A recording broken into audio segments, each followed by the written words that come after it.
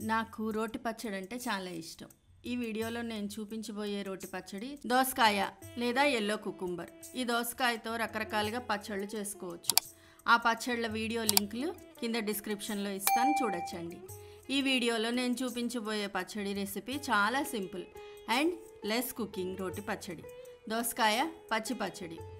Hi friends, easy veg రెసిపీస్కి తిరిగి స్వాగతం. దోసకాయ పచ్చి పచ్చడి చేసే విధానము, కావాల్సిన పదార్థాలు ముందర చూద్దాం. కొత్తిమీర 1 కప్ ఆర్ 1.5 కప్, 4 లేదా 5 పచ్చిమిరపకాయలు, ఒక దోసకాయ. ఈ సైజ్ కాయ శుభ్రంగా కడిగి చెక్కు తీసి ముక్కలుగా కట్ చేసుకోవాలి.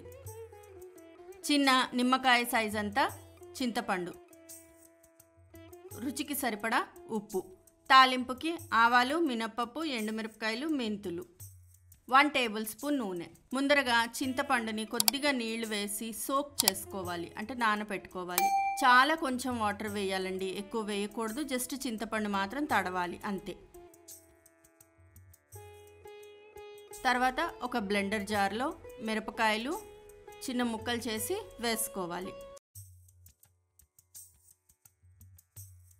ముందరే కడిగి ఆరపెట్టుకున్న కొత్తిమీరని శుభ్రంగా తరిగేసుకొని అది కూడా మిక్సీ జార్లో వేసుకోవాలి.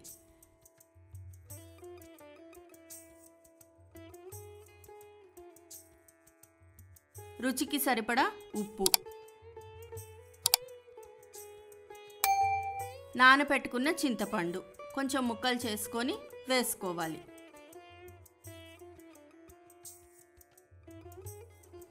ఈ కొత్తిమీర పచ్చిమిరపకాయల్ని మెత్తగా గ్రైండ్ చేసుకోవాలి.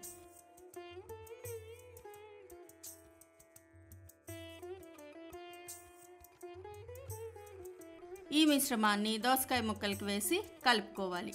కొత్తిమీర కారం అంతా దోసకాయ ముక్కలకి పట్టేలాగా బాగా కలుపుకోవాలి.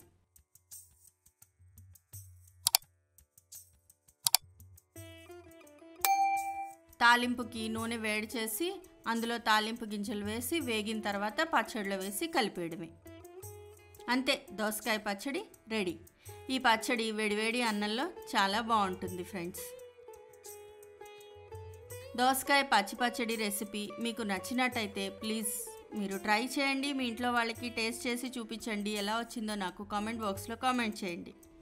ఫ్రెండ్స్, ఈ వీడియో మీకు నచ్చినట్టయితే ప్లీజ్ లైక్ చేయండి, షేర్ చేయండి. అలాగే ఛానల్ సబ్స్క్రైబ్ చేసుకొని వాళ్ళు ఛానల్ సబ్స్క్రైబ్ చేసుకోండి. ఆ బెల్ ఐకాన్ క్లిక్ చేయడం మాత్రం మర్చిపోవద్దు ఫ్రెండ్స్, ఫర్ ఫర్దర్ నోటిఫికేషన్స్. మరో మంచి సింపుల్ రెసిపీతో మళ్ళీ మీ ముందుంటాను. అంతవరకు సెలవా మరి, బాయ్.